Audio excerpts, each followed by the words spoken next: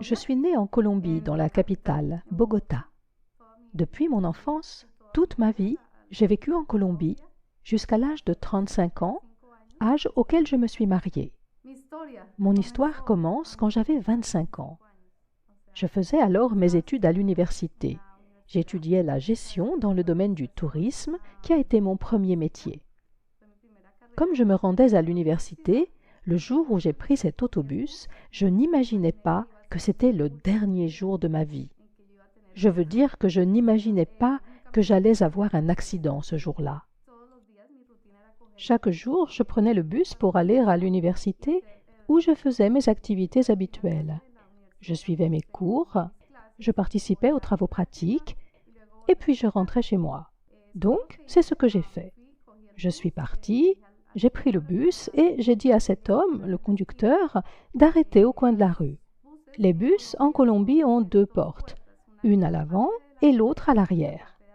Je me suis dirigée vers l'arrière et j'ai appuyé sur le bouton près de la porte, une petite sonnette sur laquelle on appuie pour signaler au chauffeur que l'on veut descendre à l'arrêt suivant. Donc, j'ai appuyé sur cette sonnette. Je pensais qu'il avait vu que j'étais en train de descendre à l'arrière, mais en fait, il ne m'avait pas vu.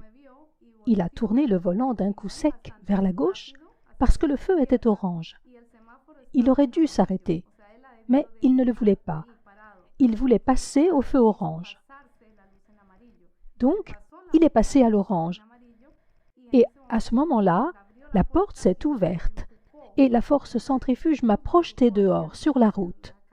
Je suis tombée sur la chaussée. Et à ce moment, quand je suis tombée, je ne me suis rendu compte de rien. La seule chose dont j'ai eu conscience, c'est qu'une voix féminine a dit « Il l'a tué ». Elle a dit « Il l'a tué » et je ne comprenais pas ce qui m'arrivait. Je me demandais « Qu'est-ce qui se passe ?» Et instantanément, je suis sortie de mon corps et j'ai pu voir la foule rassemblée au-dessus de moi, autour de moi, et une mare de sang sous ma tête. Il y avait vraiment beaucoup de sang parce que je m'étais ouvert le crâne. Et à ce moment-là, j'ai commencé à m'élever, comme si je flottais hors de mon corps.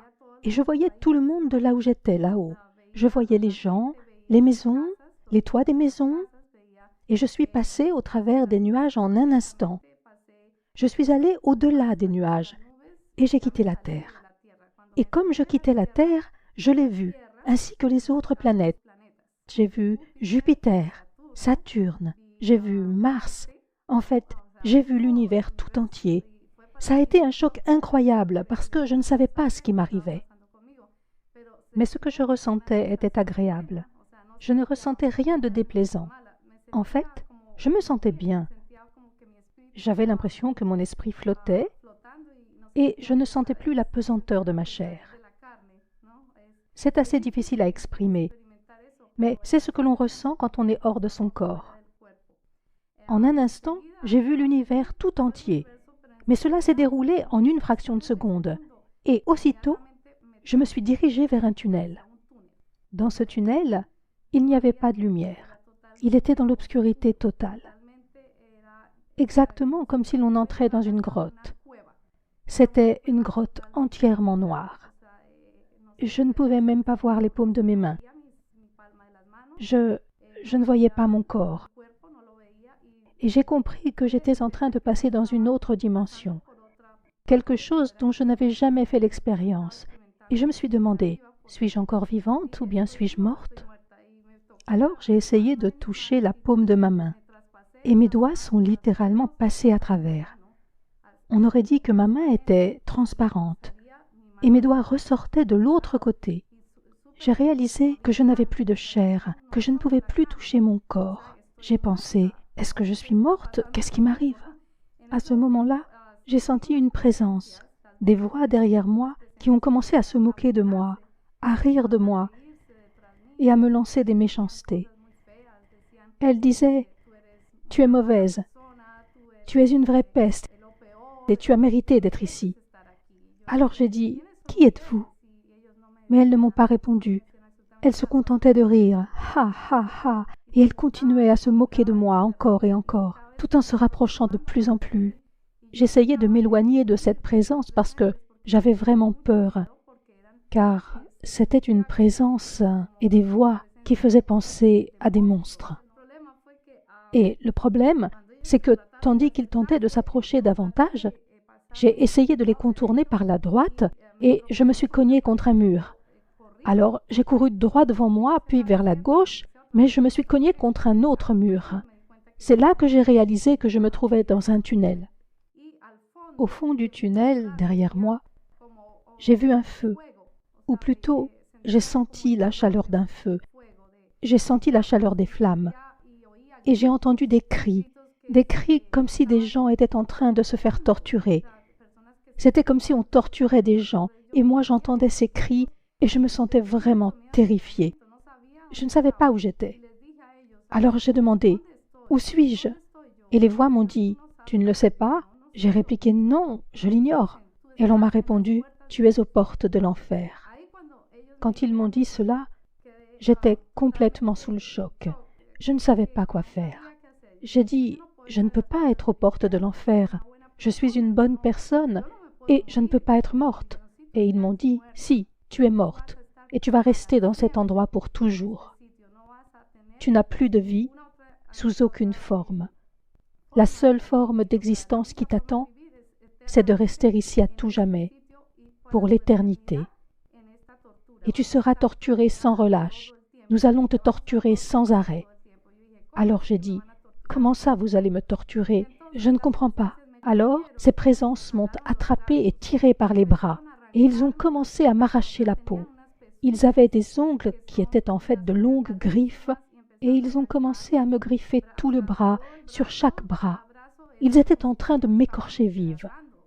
J'ai éprouvé une douleur terrible, car lorsqu'on est mort, on ressent les choses plus intensément encore que lorsqu'on était vivant.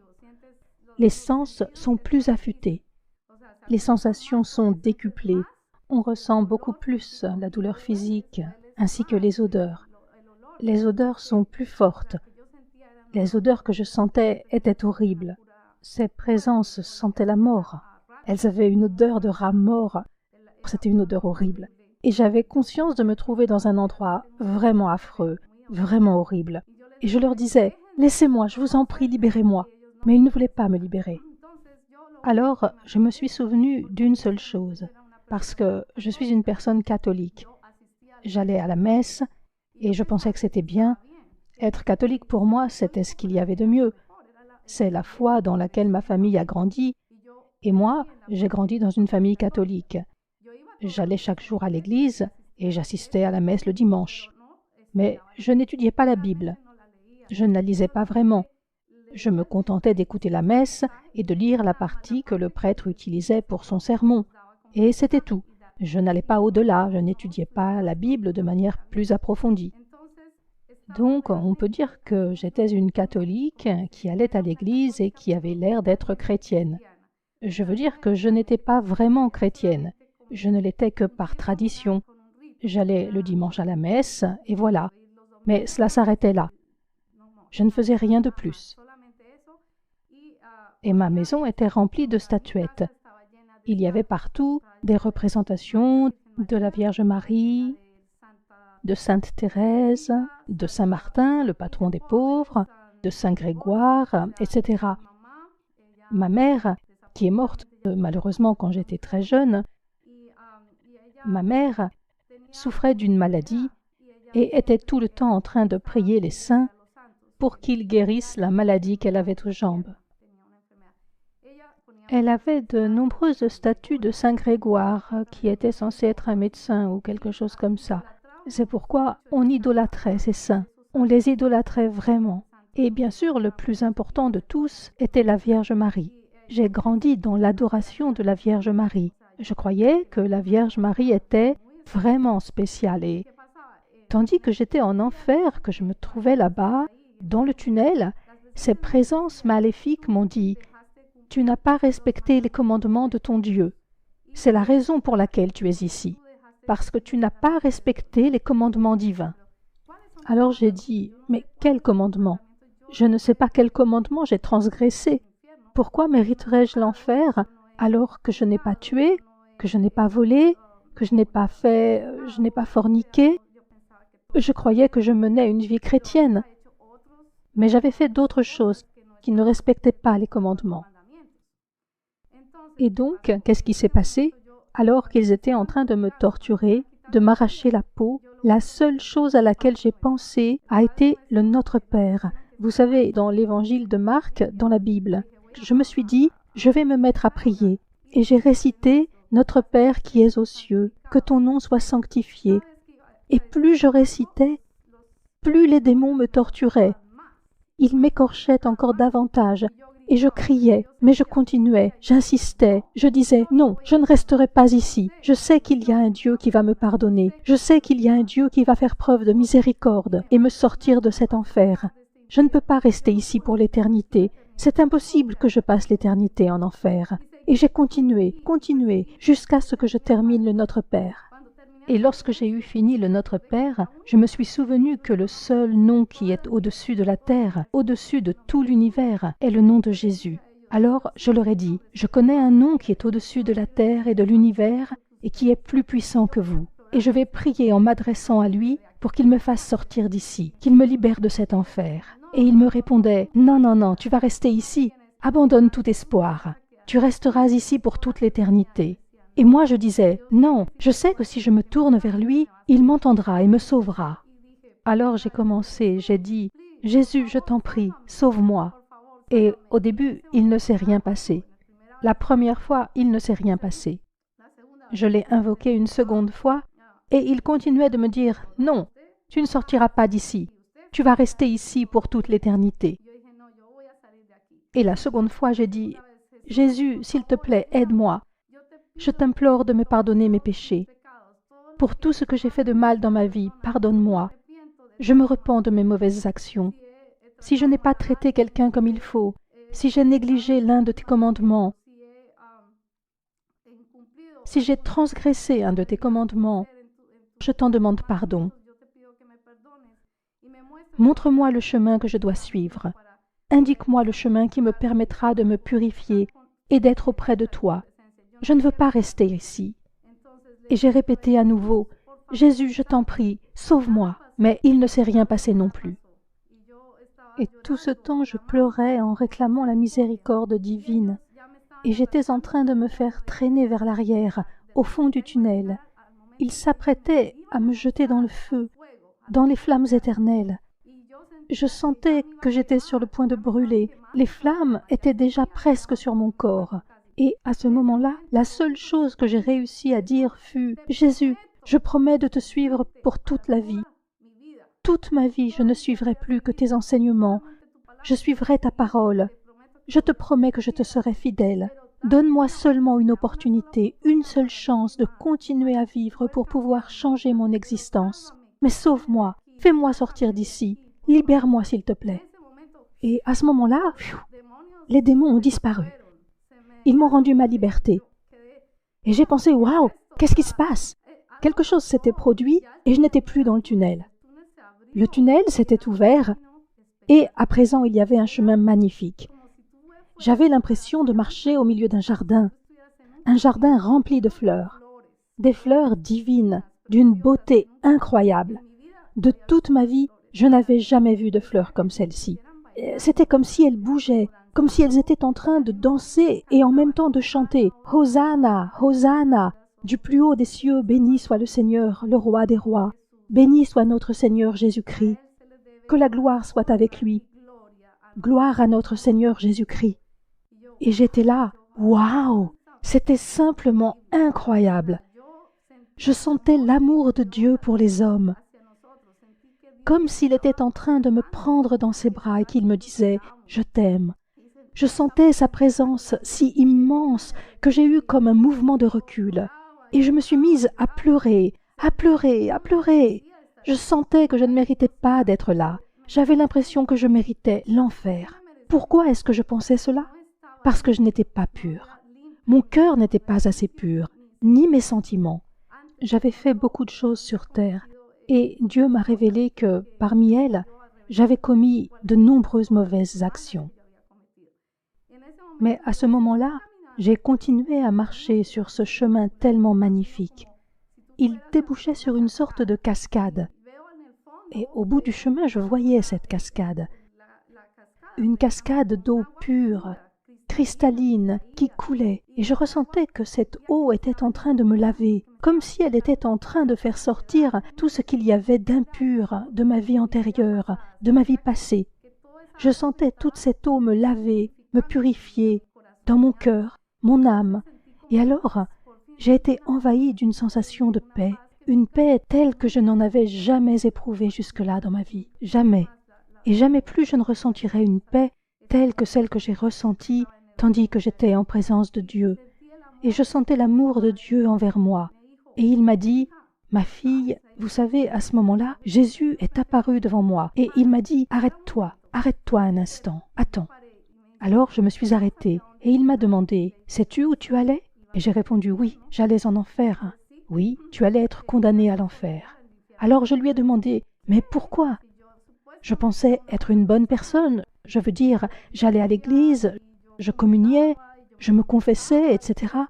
Et il m'a dit, « Non, attends, je vais te montrer ta vie. » Et il a commencé à me montrer ma vie comme on regarde un film tel qu'on en voit quand on va au cinéma. Et il a commencé à m'expliquer, « À ce moment de ta vie, quand tu avais tel âge, tu as commis une mauvaise action parce que tu as menti à ton père. Tu as dit une chose, mais en as fait une autre. Et ce petit mensonge, ici, au ciel, est un mensonge très grand. C'est un grand péché. » Je n'avais jamais imaginé qu'en disant des mensonges ou en pensant du mal de quelqu'un, d'un ami ou d'une autre personne, cela serait considéré comme un péché une fois au ciel. Or, au ciel, c'est un grand péché. Et le pire, a-t-il ajouté, est que tu as idolâtré ma mère, la Vierge Marie. Alors j'ai répondu, « Oui, mais est-ce que c'est mal ?» Et il a répondu, « Oui, c'est très mal, car il ne faut idolâtrer personne, ni les saints, ni même ma mère. Car le seul que tu dois honorer et idolâtrer, c'est moi. Tu dois rendre gloire au Père, au Fils et au Saint-Esprit, puisque nous sommes trois en une seule personne. » Et il m'a dit, « Tu dois rendre gloire seulement à Dieu, pas à la Vierge, ni aux autres saints, ni à d'autres personnages. » Et j'ai répondu, « Oui, Père, tu as raison. » Et il a dit, « Un autre péché pour lequel tu as été condamné, et il s'agit du pire péché, pour lequel tu étais destiné à l'enfer, est que tu n'as pas su pardonner. » J'ai demandé, « Qui n'ai-je pas pardonné? Je ne vois pas qui je n'aurais pas pardonné. » Et il m'a dit, « Tu sais qui tu n'as pas pardonné. » J'ai dit, « Ma belle-mère ?» Et il a répondu, « Oui, ta belle-mère. » Alors je lui ai dit, « Mais elle a tué ma mère, car je sais qu'elle a tué ma mère. » J'ai dit, « Elle pratique la sorcellerie. Elle pique des aiguilles dans des poupées. Elle pratique le vaudou. » Et il m'a répondu, « Oui, c'est une sorcière. C'est une sorcière. » J'ai ajouté, « Elle a tué ma mère. J'ai trouvé une poupée avec une aiguille plantée dedans quand ma mère est morte. Et après, mon père l'a épousée. » Je savais que ma belle-mère avait échafaudé ce plan pour s'accaparer mon père. Alors j'éprouvais du ressentiment à son égard dans mon âme.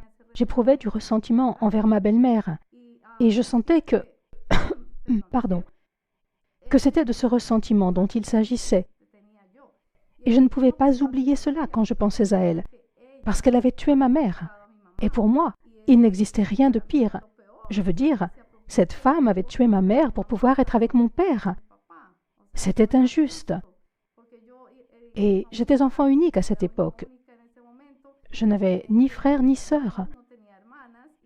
La seule personne à laquelle je pouvais me confier, c'était ma mère. Elle était à la fois mon amie et ma mère. Et elle m'a pris ma mère. Je me suis retrouvée sans mère, je n'avais plus que mon père. Comme je n'avais ni frère ni sœur, je me sentais très seule.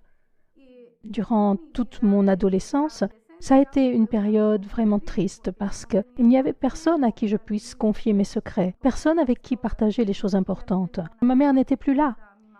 Elle est morte quand j'avais 15 ans. Donc, peu après que j'ai passé mon baccalauréat, ma mère est morte malheureusement. Et c'est arrivé à cause de la sorcellerie, à cause du mauvais sort que ma belle-mère lui avait jeté. Ce qui s'est passé, c'est que quand je suis morte, ce ressentiment me dévorait l'âme. C'était quelque chose dont je ne pouvais débarrasser mon cœur rempli d'amertume. une amertume qui vous blesse et qui assombrit votre existence. Et il m'a dit, voilà quel était le péché le plus important que tu portais en toi, le péché qui te condamnait à l'enfer. Et j'ai fait, oh, wow, tu as entièrement raison, Seigneur. Je méritais l'enfer. Malheureusement, nous croyons que le fait de ne pas pardonner est une broutille, alors qu'en réalité, ne pas pardonner est un immense péché. Et c'est écrit dans la Bible, frères et sœurs, si vous ne pardonnez pas, vous ne serez pas pardonnés.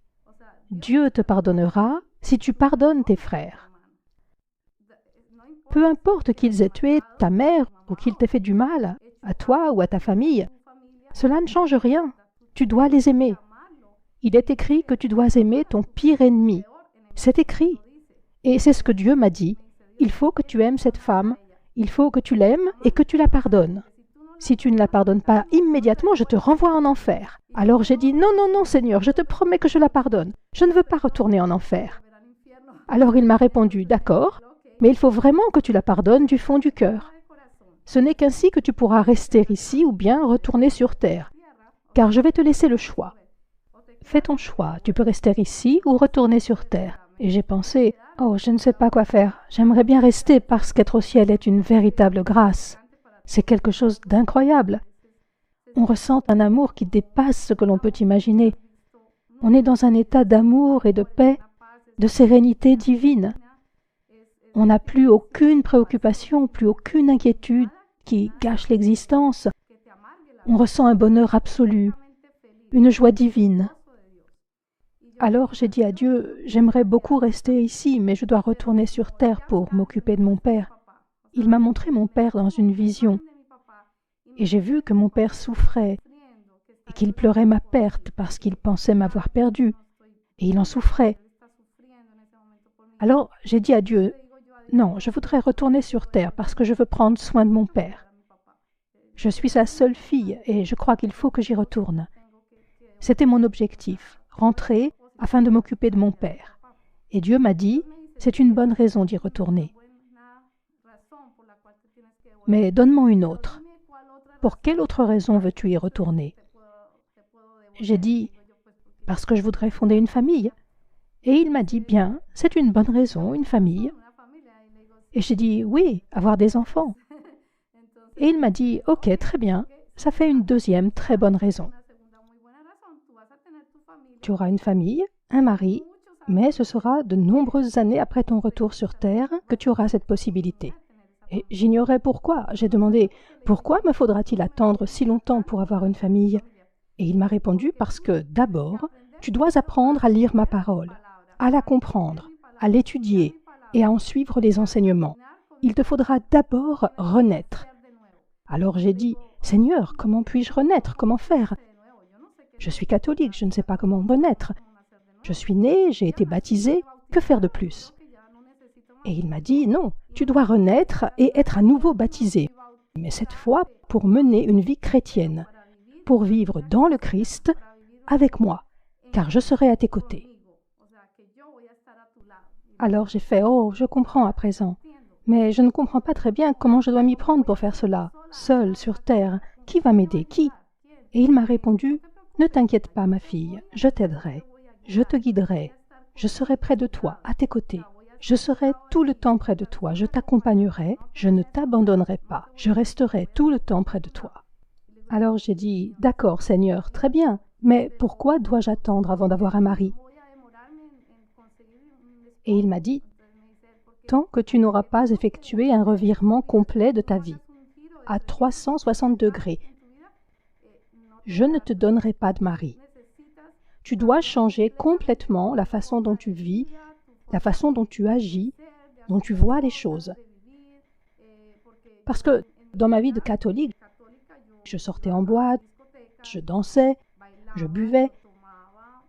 Je n'étais pas alcoolique, mais je buvais une petite bière, du vin. Ce genre de choses qui ne sont pas graves quand on est catholique.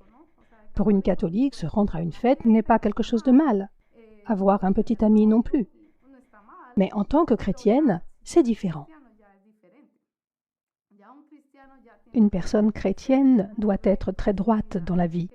Elle doit être pure, aussi pure que Dieu, parce que Dieu nous demande d'aller vers la sainteté, de nous comporter comme des saints. Et je n'avais pas compris cela. Je ne l'avais vraiment pas compris. Personne ne m'avait enseigné comment suivre la parole de Dieu. Personne ne m'avait expliqué ce que ça signifiait. Et il m'a dit, « Ne t'inquiète pas. Je vais te guider vers l'église où tu pourras apprendre ma parole. » Alors j'ai dit, « D'accord. » Il a ajouté, « Et il y a autre chose qu'il te faut savoir. C'est que si tu étais admise aujourd'hui au ciel, ce serait de justesse. » Alors je lui ai dit, « Mais pourquoi ? » « Parce que tu n'as pas gagné une seule âme pour moi. » J'ai dit, « Que veux-tu dire par gagner une âme pour toi ?» Il a répondu, « Quand tu gagnes une âme, tu gagnes une couronne. » Alors j'ai dit à Jésus, « Je ne comprends pas ce que sont les couronnes. » Les couronnes sont ce que tu gagnes ici, au ciel, quand tu partages ma parole et évangélises une personne qui ne me connaissait pas, qui n'avait jamais entendu parler de moi, une personne qui ne connaît pas le nom de Jésus-Christ. Et quand tu parles de moi à cette personne, que tu lui racontes ce qui m'est arrivé, que je me suis sacrifié pour vous et que j'ai payé le prix de vos péchés sur la croix, quand tu montres à cette personne qu'elle doit changer de vie, qu'elle doit me consacrer sa vie, quand tu la gagnes pour moi, cela fait une couronne ici, au ciel. Et j'ai fait « Waouh, c'est une tâche importante !» Et il a dit « Oui, c'est un vrai travail et il s'agit de ton ministère. Tu dois apprendre à faire de nouveaux disciples et commencer à le faire. Quand tu exerceras cette mission sur la terre, que tu feras des disciples et gagneras des couronnes, tu commenceras à construire ta maison, la demeure dans laquelle tu vivras au paradis. Il te faut la construire tandis que tu es encore sur terre, en gagnant des âmes pour moi. » Et j'étais là, « Oh, je ne savais pas. Je n'avais jamais été en présence de Dieu auparavant. Si je n'étais pas morte, je n'aurais jamais su que ça existait. Je n'aurais pas su qu'il me fallait travailler pour gagner des couronnes au ciel. » Et c'est ce dont je voulais vous parler, mes frères. J'avais vraiment commis beaucoup de péchés qui me condamnaient. Mais les plus grands péchés qui me condamnaient étaient l'idolâtrie et la rancune. La rancune est le plus grand péché qu'il m'a montré. Mais venait encore s'y ajouter le péché de ne pas servir. Il m'a dit, « Tu ne servais pas les hommes, tu n'étais pas humble. Or, tu dois être humble devant le Seigneur et humble devant tes frères et sœurs. Il faut être humble et servir les gens et commencer à les aimer. Par exemple, les pauvres. En réalité, peu importe, qu'ils soient pauvres ou riches, tu dois commencer à donner de ta personne pour servir. Tu dois donner de toi pour les servir, que ce soit un orphelin ou une orpheline, une veuve ou un veuf. Il faut aller voir les personnes âgées, les personnes du 3e âge, leur donner de l'amour, leur apporter ce qu'ils n'ont pas parce qu'ils n'ont plus de famille. Il faut que tu commences à donner de l'amour aux gens sur terre. C'est la seule façon dont tu peux gagner les couronnes dont je t'ai parlé. Voilà ce que je veux que tu fasses, que tu commences à donner de l'amour aux gens, chose que tu n'avais jamais faite en tant que catholique. Et j'ai répondu, « Oui, c'est vrai, je n'ai jamais fait cela en tant que catholique. Je n'avais pas l'idée de servir les hommes comme on le fait dans l'Église chrétienne. En tant que catholique, je ne me sentais pas particulièrement concernée par tout ça. Je me sentais davantage concernée par le fait de bien m'habiller, d'aller dans le meilleur lycée ou la meilleure fac, de m'habiller à la mode, de voir les films à la page. Et je croyais que c'était bien comme ça. Mais ce n'était pas bien. J'étais dans l'erreur. Ce que je vivais était un péché, car je menais une vie mondaine, et c'est un grand péché. Ensuite, il m'a dit, « Je vais te renvoyer sur terre. Mais avant que je te renvoie, tu dois savoir que tu auras un but. Et ce but est ce que je vais t'expliquer maintenant. Ton but doit être de partager ton témoignage avec toutes les personnes que tu rencontreras sur la terre, et de leur dire qu'il y a un paradis et un enfer, que l'enfer existe bien, et que le paradis existe bien, et que s'ils commettent un péché, ils iront en enfer. Cela veut dire, mes frères, que si vous ne suivez pas l'un des 10 commandements, cela vous condamne à l'enfer. Et c'est vraiment triste de savoir qu'il y a tellement de gens qui se condamnent à l'enfer, car les âmes qui sont en enfer se comptent par milliers. Et c'est un endroit vraiment horrible auquel vous vous condamnez. en commettant un simple péché. Et je voudrais vous dire, mes frères et mes sœurs, qu'aucun être humain ne mérite d'aller dans cet endroit. Je veux dire que ce n'est pas un endroit où les gens voudraient aller après leur mort. L'endroit où l'on mérite vraiment d'aller, c'est au ciel et non en enfer. Je vous le demande, mes frères, si vous savez en ce moment que vous êtes dans l'erreur, repentez-vous de cette erreur, de ce grand défaut qui pèse sur vous en tant qu'être humain, et donnez votre vie à Jésus-Christ. Et commencez à vivre en suivant le modèle de Jésus. Sanctifiez-vous, sanctifiez votre vie, et donnez le meilleur de vous-même aux gens. Efforcez-vous de mener une vie droite et non une vie de péché, parce que vivre dans le péché vous mènera en enfer. Et avant que je rentre, Dieu m'a dit, « Je vais te renvoyer sur terre, mais à ton retour, tu ne garderas pas beaucoup de souvenirs de tout ceci. Certaines parties manqueront, parce que je vais les effacer de ta mémoire. Parce que si tu gardes le souvenir de ces monstres, de ces démons, tu ne pourras pas vivre ta vie. Tu feras des cauchemars toutes les nuits. C'est pourquoi je vais effacer de ton esprit cette partie, afin que tu puisses continuer à vivre. Mais je vais te laisser certains souvenirs et, un jour, le souvenir de tout ce qui s'est passé te reviendra, dans un rêve. Cela se produira à un moment de ta vie où tu auras mis ton cœur à mon service, que tu auras été véritablement baptisé, que tu auras pris la décision de me suivre à 100%. Ce jour-là, je t'enverrai ce rêve afin que tu te souviennes de ce qui s'est passé et que tu puisses témoigner auprès des hommes. Et ce qui s'est passé, mes frères, c'est que je suis revenu sur terre. Et devinez où je me trouvais? Je me trouvais à la morgue. Et j'étais couverte d'un drap. Et une employée de la morgue prenait des notes à propos des circonstances dans lesquelles j'étais morte. Et là, je me suis réveillée. Et cette personne, au moment où j'ai soulevé le drap, s'est mise à crier « Oh, qu'est-ce qui s'est passé ?» Et j'ai répondu « Je ne sais pas, j'ignore ce qui s'est passé, je suis vivante. » Et elle m'a dit « Mais vous étiez morte depuis 1 heure. » J'ai été morte pendant 1 heure. Et je lui ai dit « Eh bien, je sais qu'il y avait une présence et qu'il s'agissait de Dieu. C'est lui qui m'a renvoyée. Je sais que c'est Jésus qui m'a donné cette chance de revenir et de continuer à vivre, de revenir sur terre dans un but bien précis. Mais je ne me souvenais de rien. Je ne me souvenais pas de ce qui s'était passé pendant tout ce temps. Je me souvenais seulement que j'avais été en présence de Jésus. C'est une présence qu'il est impossible d'oublier. La présence de Jésus que je ressentais était d'une beauté qui dépasse tout au moment où j'étais au ciel. Le ciel ne peut pas être comparé à la terre. Il n'existe pas de lieu plus magnifique. Rien n'est plus beau que d'être au ciel, en présence de notre Père. Et surtout, il y avait Jésus. Je ne pouvais voir son visage car il était pure lumière.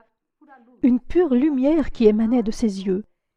Je voyais sa toge blanche très belle et l'écharpe qu'il portait ici et qui était de couleur violette,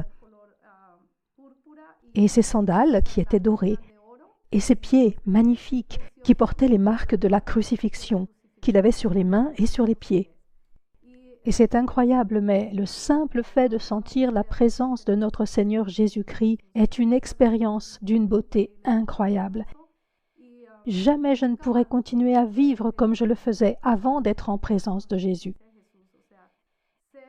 Être chrétien est un engagement vis-à-vis des 10 commandements, vis-à-vis de soi-même en tant que personne, afin d'améliorer sa vie pour lui donner davantage de sens. Donner le meilleur de toi aux hommes et en même temps, donner aux hommes le meilleur de Dieu. Parce que Dieu est en toi, Jésus est en toi. Et à travers Jésus, on peut tout accomplir. Quand je suis revenue sur terre, il m'a fallu 3 mois pour récupérer. Parce qu'à ce moment-là, ma tête était de la taille de 3 ballons de basket. 3 ballons de basket! Ma tête était énorme et elle était complètement brisée. Et les docteurs m'ont dit qu'ils m'avaient fait des radios, un électrocardiogramme, un électroencéphalogramme. Et ils m'ont dit « On ne sait pas comment vous arrivez à parler, à coordonner vos gestes. » Parce que d'autres personnes dans le même cas que vous sont restées dans un état végétatif. Je n'aurais pas pu parler, je n'aurais pas pu marcher ou faire quoi que ce soit. s'il n'y avait pas eu la présence de Dieu et son amour infini envers nous, et qu'il ne m'avait pas renvoyé sur terre saine et sauve, sans comment dit-on, sans aucune séquelle, sans aucune lésion cérébrale. Il est vrai que j'avais perdu beaucoup de sang, mais je n'avais pas de séquelles, pas d'autres fractures. Tout fonctionnait normalement. J'avais juste la tête très enflée. Mais les médecins ne pouvaient pas s'expliquer comment il était possible que je sois encore en vie. C'était vraiment un miracle. Et je considère ma présence ici comme un miracle, car Dieu m'a renvoyée saine et sauve sur terre. Je suis revenue pour avoir une seconde vie, car ma vie a complètement changé. J'ai senti que j'avais ce désir tourné vers Dieu, ce désir de mieux connaître sa parole. Alors, j'ai commencé à lire, à étudier la Bible et à fréquenter l'Église chrétienne. Tout en continuant d'aller à l'Église catholique, j'allais en plus à l'Église chrétienne. C'était comme si je n'étais pas encore convaincue qu'il me fallait changer d'environnement religieux. Mais je sentais cet appel, je sentais que Dieu m'appelait. Mais ce n'était pas encore très clair jusqu'à ce que, des années plus tard, je rencontre une amie à l'université. J'avais changé de profession et je suivais alors une formation en gestion d'entreprise. Et durant cette formation à l'université, j'ai rencontré une personne qui était chrétienne et qui est devenue mon amie. Et un jour, elle m'a invitée à une conférence, une réunion chrétienne qui s'appelle le Renouveau chrétien.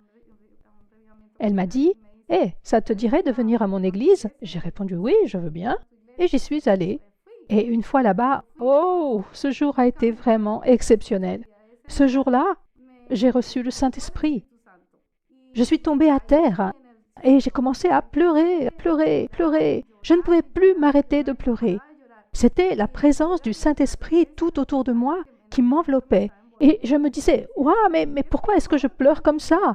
Et elle m'a dit, « C'est le Saint-Esprit. » Alors je lui ai dit, « Oh, je voudrais me faire baptiser. Je voudrais être baptisée. » Et elle m'a dit, « Oui, tu peux être baptisée, mais tu dois d'abord suivre un cours. » Alors j'ai dit, « Ok, je vais suivre ce cours. » Et j'ai commencé à le suivre afin d'être baptisée. Je me souviens que le cours a duré environ 15 jours et à la fin, j'ai confirmé ma décision de me faire baptiser.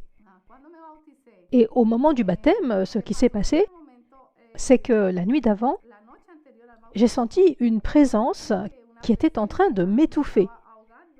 Il était aux alentours d'1 heure du matin et il faisait très noir dans ma chambre, dans ma maison, en Colombie. Et j'ai senti que quelqu'un était en train d'essayer de m'étouffer. Et à ce moment-là, la seule chose que j'ai pu dire, c'est « Jésus, Jésus, au nom de Jésus, vous, présence, démon ou quoi que vous soyez qui venez de l'enfer, partez immédiatement, laissez-moi. Vous ne pouvez pas me faire de mal, vous n'avez pas le pouvoir de me tuer, car je ressens davantage la présence de Dieu, notre Seigneur, en moi que votre présence. Partez maintenant, au nom de Jésus. » Et je l'ai dit comme ça, avec beaucoup d'assurance. « Va-t'en, démon, va-t'en !» Et aussitôt, il m'a lâché. Je ne l'ai pas vu, mais je l'ai senti. J'ai senti que c'était un démon qui essayait de m'étouffer, qui essayait de me tuer. Durant tout ce temps, ma chambre était dans le noir complet, parce qu'il faisait nuit. Il était 1 heure du matin. Et tout à coup, pfiou, il y a eu une lumière blanche qui a éclairé ma chambre. Une lumière blanche très intense, brillante. Et j'ai senti une odeur de jasmin, une odeur de fleurs. Et j'ai pensé, « Wow, cette odeur, c'est comme au ciel !» Je ressentais un peu la même chose que lorsque j'étais au ciel. Et cette impression était si forte que j'ai fermé les yeux. Je savais à ce moment-là que Jésus était devant moi. Et je ne voulais pas le regarder car j'étais bouleversée d'émotion en comprenant qu'il était venu me sauver pour la seconde fois. Il m'a sauvé la vie 2 fois. Et quand j'ai rouvert les yeux, il était parti. Mais je savais qu'un instant plus tôt, Jésus était devant moi et qu'il m'avait sauvé pour la seconde fois du démon qui voulait me tuer.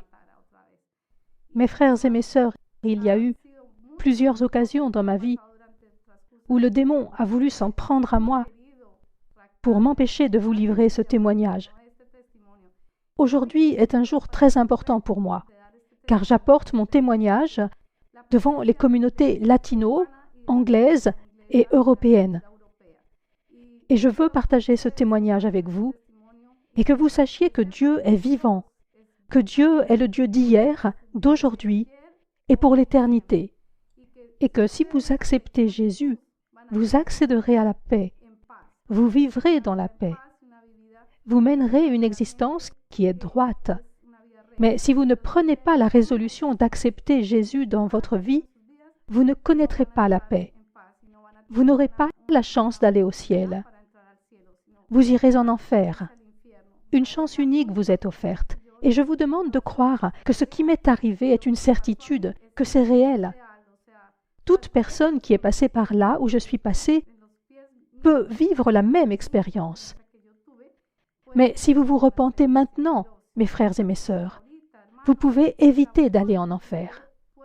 Et je vous en conjure, au moment où je vous parle, une chance vous est offerte de remettre votre vie entre les mains de Dieu. Adressez-lui une simple prière en disant « Seigneur Jésus, pardonne-moi pour tous mes péchés, pour toutes les injustices et mauvaises actions que j'ai commises, pour toutes les mauvaises pensées que j'ai eues dans ma vie, pour les fautes que j'ai commises envers mes frères et mes sœurs et envers moi-même. Je te supplie, Dieu Tout-Puissant, de me pardonner tout cela du fond du cœur et que tu me donnes la chance d'entrer et de vivre dans ta gloire, afin de vivre avec toi, Seigneur. Et je t'ouvre les portes de mon cœur. Entre en moi pour vivre en moi et réside en moi. Je t'accepte et je te promets de te suivre pour le restant de mes jours. Au nom de Jésus-Christ, Amen.